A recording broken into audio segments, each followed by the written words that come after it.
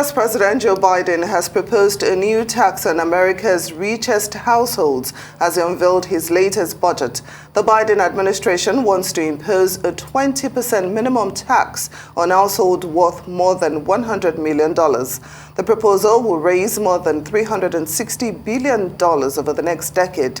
The plan, called the Billionaire Minimum Income Tax, is the administration's most aggressive move to date to tax the very wealthiest Americans. The tax is part of Biden's $5.8 trillion budget proposal for 2023, which also sets aside billions for the police and military, as well as investments in affordable housing, plans to tackle the U.S. supply chain issues and gun violence. I'm a capitalist. But if you can make $1 billion, great. Just pay your fair share. Pay a little bit. A firefighter and a teacher pay more than double the tax rate that a billionaire pays. That's not right. That's not fair. And my budget contains a billionaire minimum tax because of that. A 20% minimum tax that applies only to the top 1/100%.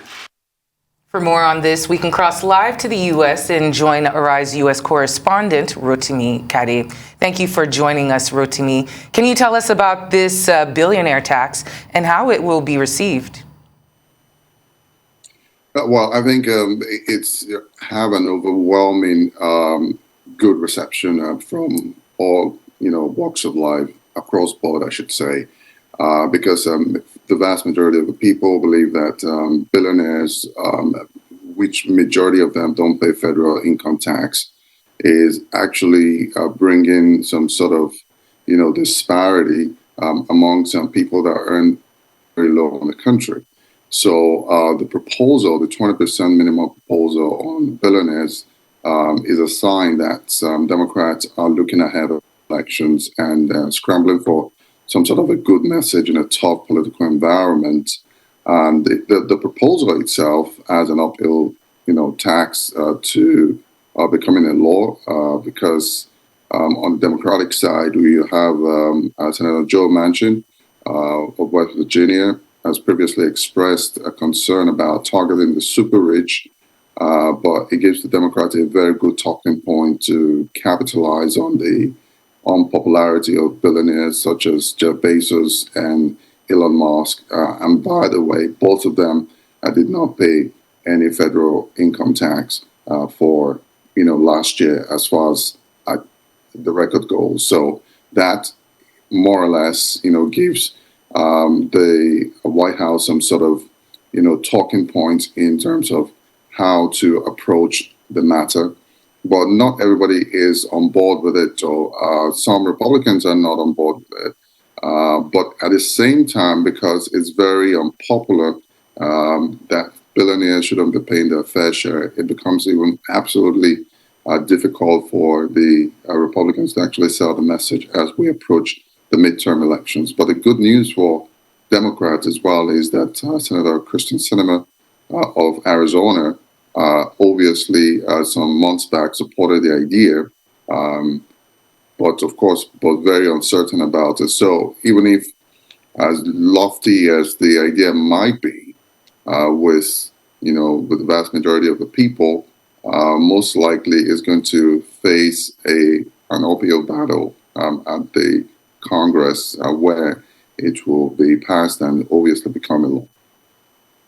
Rotimi, do you think this tax will help the president's sliding poll numbers? Well, I don't think so. I don't think there's going to be a lot of change or changes in the poll numbers. The poll numbers is really going down the hill for the president. And some analysts actually say the president's looking for something to hang on, to stay afloat, ahead of the midterm elections. The president faced a lot of, the problems coming into the administration, especially COVID, and now is facing another problem, Iran, and of course the Russia-Ukraine crisis, and inflation as well. So in all of this, the president hasn't performed very well. A lot of people feel that the president is doing a very bad job. Right now, the billionaire 20% minimum tax on billionaires, I don't know how that is going to land with the people. The people really want to see it.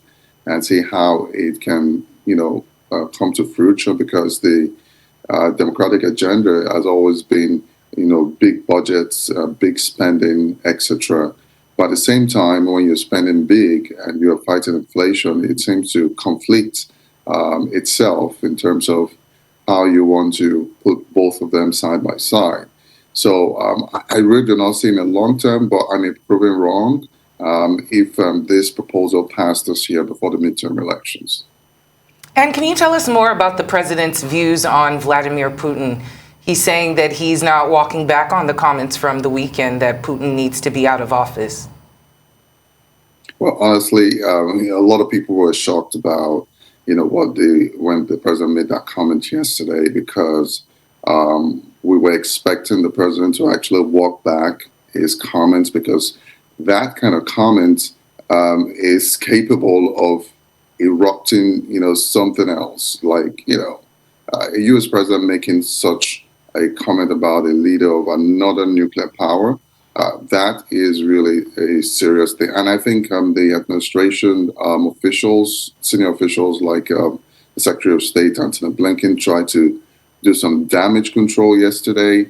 But I really do not know what the president feels by sticking to that statement. And that means that the frosty relationship between the United States and Russia has gotten even more frostier than ever before. So both countries can't even sit on the same table to talk about issues, especially as regards the crisis in Ukraine. Perhaps maybe another country which is in the loop right now, Turkey, is trying to talk to Russia to end the crisis in Ukraine. But ordinarily, U.S. has always been the arbiter. U.S. has always been the mediator, talking to Russia, for instance. But it's more or less like they're at ends right now, and they can't really talk. But I think the president, I really do not know what the president is trying to pass on, the kind of message is trying to pass on to Vladimir Putin.